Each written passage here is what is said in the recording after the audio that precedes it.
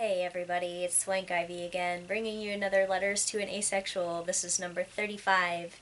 And today my comment comes from a YouTube comment, but unlike a lot of the other comments I get in YouTube, it's not necessarily such a nasty comment. It does require a nuanced examination of the assertion that the commenter made, but at the same time I still believe that the person who made this comment, even though they asked a good question, comes from a fundamental place of misunderstanding what asexuality is and why we need to change the way that we talk about it. So, the basic thing that this person said before I read it to you is that asexuality is a disorder, that it may exist, but it's still a disorder, and that we need to accept that it is a disorder, and it's okay to have a disorder. And of course, we, for the most part, in the asexual community, disagree with that assessment. And what's kind of interesting is that in recent years, I believe as recently as 2013, the people who determine what counts as a disorder have actually sided with us as far as the Diagnostic and Statistical Manual of Mental Disorders, commonly known as the DSM, in the 5th edition. They have two separate places where they discuss sexual disorders, and they have an exception for asexuality in both of the main places where they talk about those disorders, basically saying don't confuse it with asexuality, because they acknowledge that this exists as a sexual orientation that is separate from disorders. And of course, it is true that if you have a disorder, there's no reason to be ashamed of it, or not even necessarily reason why you are required to treat your disorders. But I do believe that it is important that people understand that asexuality is a sexual orientation and is not just by itself automatically a disorder. Although, of course, it can occur in conjunction with people who have other disorders or who may feel that they are asexual partially because of a disorder that they have. I believe that it's very important that we acknowledge people's choice in what they want to label themselves. You know, if you have an experience of something that's very similar to somebody else who considers themselves asexual for the same reasons, that doesn't mean that you have to call yourself that. It's pretty much about why people choose to use labels and what they want to communicate with you when they use those labels. I don't think that there's really any practical purpose in objectively assigning someone a name for an orientation if that's not something that they want to use or something that they want to consider evidence against whether they should be that way and whether they should go to a mental health practitioner about it. So before I ramble too long, let me read you the person's first comment, and this was in the comments of one of my YouTube videos, I don't remember which. And the person said, "It is a human trait to have and seek out sexual encounters. Anything to the contrary can quite literally be defined as a disorder. Not that it doesn't exist." So my response was this. Actually, whether something is a disorder has been the topic of much discussion in professional psychological organizations. They generally conclude that the primary issue associated with whether something is a disorder is whether the sufferer and or people around them are being harmed by it.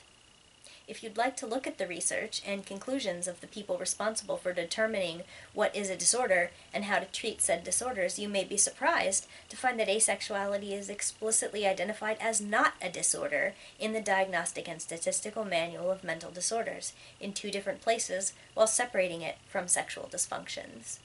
So your statement that failing to have and seek out sexual encounters is quite literally defined as a disorder contradicts the conclusions of those who make those definitions. Not that you can't go on believing whatever your opinion of asexuality is in spite of the facts. This person had one more response to me, and that was this. "This would be what I was referring to. Disorder," of course it's a pasted definition, "a disruption of normal physical or mental functions, a disease or abnormal condition." I know someone, a friend, who claims to be affected by this. I say claims to be, because I don't know for sure, but I'm not her. But in the same way that bipolar is grossly overdiagnosed, It seems this is also, after going through full stages of puberty and mental development, if this persists, then I believe it's legitimate. She is 19. Also, in the same way an over-emotional person can be encouraged through medication, psychiatry, and psychology to believe they are bipolar, I was one of them thinking so myself until I realized everyone has ups and downs and I was no exception. That this community concept of encouraging this behavior of asexuality to younger people can be harmful. Again, this is a theory of mine, but after seeing it encouraged in a 13-year-old. Well, that is very unhealthy mental reinforcement. I in no way doubt the legitimacy of the condition. Don't get me wrong, but helping antisocial people jump to conclusions seems wrong. With my vast knowledge of the last 24 hours of research, sarcasm LOL, I know I must be an expert in the subject. And I do appreciate that this person kind of jokingly said that they've looked into it for like a whole day and that they're not an expert. But at the same time, they're trying to use dictionary definitions to tell us that this is a disorder. And saying that really the big danger is that people are going to misdiagnose themselves. And so my response, which is a little long, I know that's very surprising, I know you're shocked. But my response does address kind of the other side of the coin of what it means if you can't talk about these things at a young age, and the other side of the coin of, let's worry about people who are misdiagnosing themselves. Well, what about people who actually are asexual? What about them? When is it ever about us? So here's what I said. Yeah. And the asexual community, as well as the many researchers who have done scientific investigations on and published material on asexuality, would like you to understand that it is not a disruption of normal function. You don't get to say that everyone needs to desire sex as a natural function of being human. Especially since sex is ostensibly for having children, but people who still desire sex even if they can't have children, or people who deliberately use birth control to avoid having children, are not told they are disordered and disrupting their natural purpose on this planet. Considering how animals, including humans, of thousands of species, have both homosexual and non-participating members, it seems to be a pretty natural variant. Although asexuality isn't common, neither is being a Nobel Prize winner or a naturally blonde person. You should probably be a lot more worried about what the effect of an entire world saying you have a disorder will be on someone than you are about whether a person objectively has a disorder by standards you're trying to set. Because you're awfully naive if you think everyone saying you have a disorder isn't going to make people think they need to be fixed and pursue treatments that won't change who they are if they are asexual. I personally know at least a dozen people who have been through this sort of misery, being told by everyone from their peers to their media that sex and relationships are a necessary part of being happy in adulthood, and being told by everyone from their prospective partners to their psych and med professionals that they must deny, ignore, and suppress their nature in the fulfillment of somebody else's decision about what normality looks like. The psychological problems that develop in people like us in a compulsory sexuality-pushing society are not intrinsic to an asexual identity. They are a natural consequence of living in a world where everyone tells you you aren't okay, and you can never access intimacy and happiness the way you are. As for your concern about whether acceptance of asexuality will warp a 13-year-old, worry regarding young people misunderstanding themselves while they search for identity is a terrible reason to discourage asexuality education. When people explore identity during their formative years, some of them are going to be wrong, no matter what options exist. Knowledge about asexuality needs to be out there for people to find, regardless of whether they later conclude it doesn't fit them. I was certainly an asexual 13-year-old in a world that laughed at me. People seem to be a lot more concerned about people who will use the term too early than they are about people who experience the psychological and physical abuse associated with not having that option and not being able to find anyone like them. For the record, the asexual community in general is very supportive of continued identity exploration, and though it's true that some people will misdiagnose themselves as asexual if they are late bloomers, the asexual community isn't about pressuring people into making a celibacy vow. and shaming or mocking people if they later realize it's not the best term for them. As one of the asexual bloggers I quoted in my book said, "I have definitely thought about my own sexuality, or lack thereof, depending on your perspective, since getting involved in the ace community more than I did in the preceding 2 decades of my life combined." End quote. I also don't know what you've been reading, but this behavior of asexuality makes no sense at all, since asexuality is a sexual orientation, not a behavior. Its community is also not a monomind or a collective consciousness that has chosen to brainwash a 13-year-old. If you believe asexuality should be discouraged as a possibility until everyone else agrees you're mature enough to know yourself, you aren't realistically processing how people form identity. And you're treating asexuality as some kind of exception that needs to be put on a shelf, only available to those who have passed various maturity and experience tests, and as a last resort. Everyone figures out who they are through experience and experimentation. If someone feels asexual when they're fairly young, don't treat it like some dangerous declaration whereby community members are lurking about, trying to keep people from maturing and capturing them with an easy answer that no longer requires self-exploration. It isn't a dead end, and it isn't wrong to accept that a 13-year-old can identify as asexual if that's what fits them. Since an orientation label is just a word for how one feels, they can switch it for a more appropriate one if what they feel changes. Nobody would tell a kid who got his first heterosexual desires at 13 that he's too young or too immature to know he's straight, and he needs to be disallowed from exploring what that means to him, within reason. Asexual teens shouldn't be held to a different standard. So that's about everything I had to say on that subject. Well, I'm lying. I could probably talk about that subject for a very long time, although I will add an anecdote. I've seen some really wonderful things coming out in the last few years with depictions of not just asexual, but in general queer characters in media.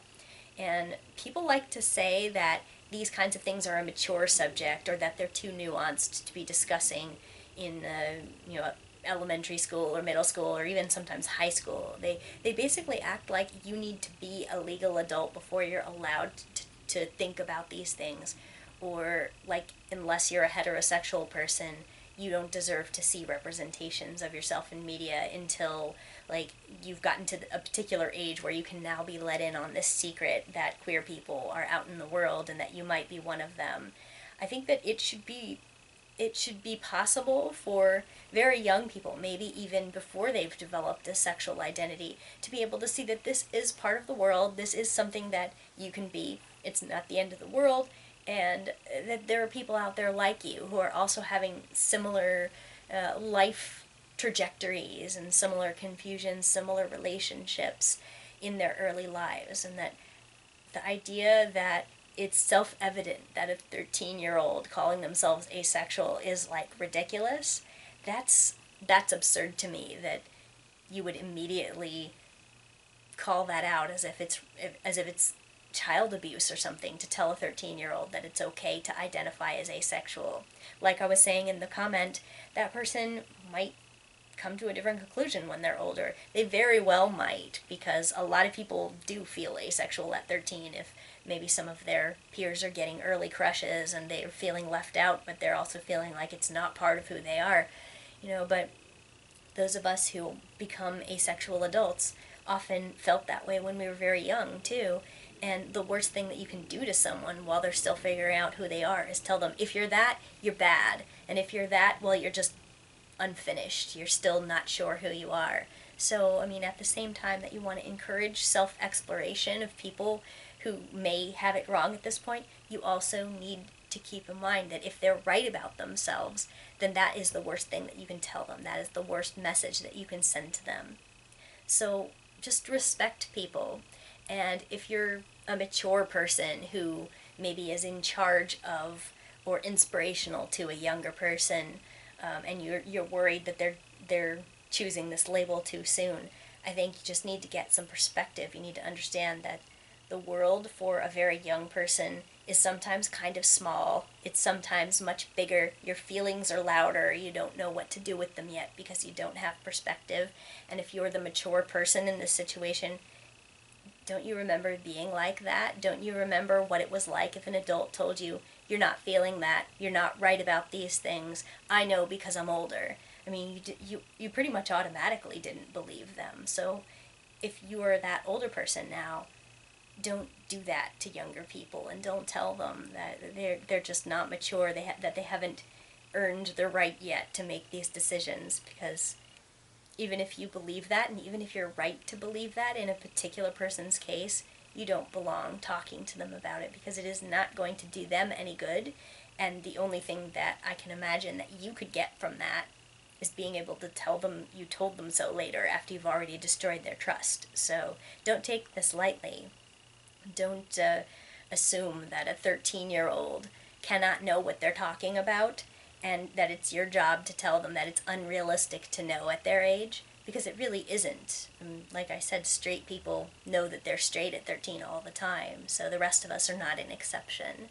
Please just react with kindness, react with understanding, and be the person who will listen to those people.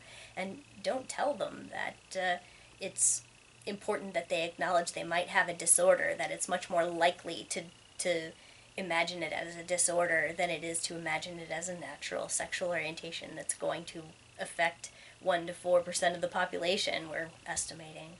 So those are words of advice from somebody in their late 30s who is asexual and remembers what it was like to be an asexual preteen. And that's really all I can say. I really hope that any of you who are watching, who are in this situation personally or know someone in this situation, will just be responsible and be understanding. And okay, that's all I'm going to say until the next time. I will see y'all in the next Letters to an Asexual, and have a wonderful week.